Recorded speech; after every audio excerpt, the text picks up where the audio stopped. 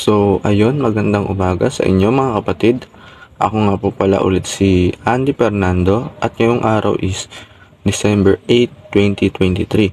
Ngayong araw is dadako na naman tayo sa panibagong topic natin ng devotion. Pero ipagpapatuloy lang natin yung nasimulan nating topic na growing deep, being rooted in God's Word.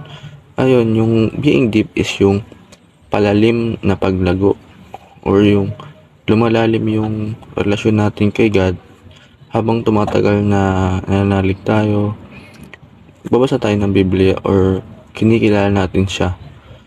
Yung palalim na relasyon natin or yung palapit na tayo sa Kanya. So yun, dadako tayo ngayon sa panibagong Bible verse natin sa ating devotion na John chapter 8 verse 31 to 32. Yun nga sabi dito is, to the Jews who have believed in Him, Jesus said, if you hold to my teaching, you are really my disciple. Then you will know the truth, and the truth will set you free.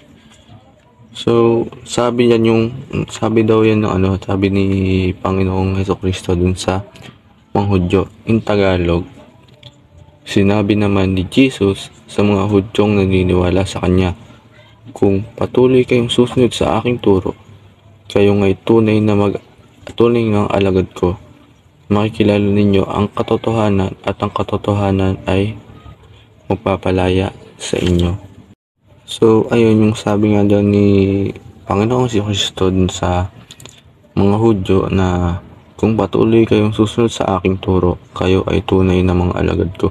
So, yun yung mga aral naman ni Jesus sa kanila is para sa kanila or yung ikakaligtas ng buong mundo. Kasi makikilala nyo ang katotohanan at katotohanan papalaya sa inyo. So, ayun, di ba, yung parang nabibilanggo lang tayo sa mga kasinungalingan or dun sa mga mali na paniniwala natin. Pero pag nalaman natin yung katotohanan through Bible or through Jesus, ito pala yung dapat gawin. Maliligtas tayo dun sa mga paniniwala natin na which is mali naman. Kaya ayun, tapos dumako tayo sa ating kaaralan. Una is meron tong tatlo ulit. The true Christian is a follower. Yung unang panahon, sabi sa Biblia, pag sinabi kang Kristiyano ka talaga. Kasi nung unang panahon is yung mga Kristiyano is namumuhay kagaya nung pamumuhay ni Panginoong Jesucristo. Kaya parang sinabi mo, Christian ka talaga is Christian. Tapos true Christian is a follower. Yun, hindi naman pwedeng sinabi lang na Christian ka, Kristiyano ka na. Kailangan pag Kristiyano ka is alam mo rin paano sundin yung mga inaaral or yung mga turo sa atin ng Bible or ni God. Tapos pangalawa is truth is a life experience. Yung katotohanan is naranasan natin yan or pinaniniwalaan natin yan. Pero syempre, mas maganda na yung paniniwala natin is yung si God. Maniwala tayo na totoo siya at muli siyang babalik. Kasi example niya, naniniwala tayo sa mga sabi-sabi or naniniwala tayo na sa mga tao na hindi naman natin alam. Mas maganda na kung magtiwala tayo kay God. Ayun kasi, yung paniniwala natin kay God is maliligtas tayo and is para sa sarili natin yun at para rin sa mga pamilya, kaibigan natin yun. Pangatlo is the truth gives freedom. Yung katotohanan daw is yung makapagpalaya. Yung sabi kasi dyan sa kasunod na Bible verse niyan, yung mga Hudyo daw is anak siya ni Abraham. Tapos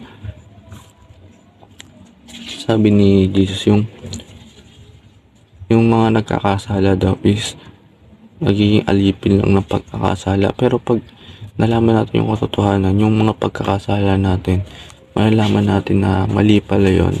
And mapapalaya tayo nito gamit yung katotohanan. So yun, dumako tayo sa ating application. Unang application, be a follower. Yun, sabi ko kanina, wag lang basta Christian lang, or wag lang sabihin na Kristiyano ka. Tapos kapag sabihin mo na Kristiyano ka, wag lang yung bilang gano'n. Matuto rin tayong sumunod dun sa mga utos or dun sa mga aral na aaral natin tuwing umaattend tayo sa mga disciples, sa mga worship. Mas matuto rin tayong ipakalat natin to. Wag lang basta Christian lang. Pangalawa is walk in the truth. Para tayo lalakad sa totohanan. Kung nauudyo ka naman tayo ng mga kasalanan, syempre mas maganda ng mabuhay tayo dun sa katotohanan, tapos sumunod tayo dun sa udyok ng Espiritu Santo. Yun.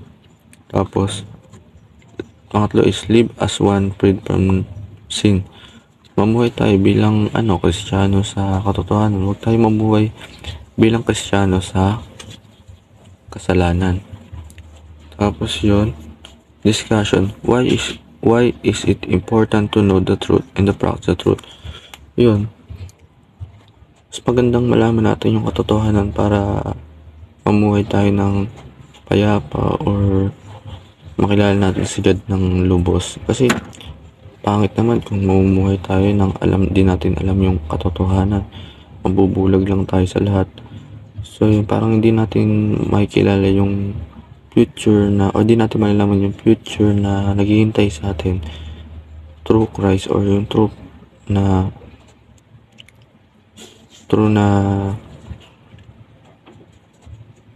malaman natin yung katotohanan. Tapos yun, napakasarap sa isipin na lang na alam natin yung katotohanan, hindi tayo nabubulag lang sa kasinungalingan at malapit tayo kay God, hindi tayo malapit sa mga demonyo na lagi nag-uudok sa atin gumawa ng mali. Tapos yun, sa prayer naman is babasahin ko ulit. Father, please guide me to your truth. Every time I read the Bible, reveal yourself to me. Let me know the truth from the Bible. Rebuke whatever I fail to live out the truth. I do not want to be filled with knowledge without application. Help me to practice the truth by walking by the Spirit. In Jesus' name, Amen. So yun, natapos na naman tayo sa panibagong topic natin. Abangan nyo po yung mga next topic natin araw-araw sa daily upload o daily devotion natin. And yun, sumunod lang tayo kay Christ, and wag lang basta Kristiyano, be a follower na totoong Kristiyano tayo. So yun lang, thank you po, God bless.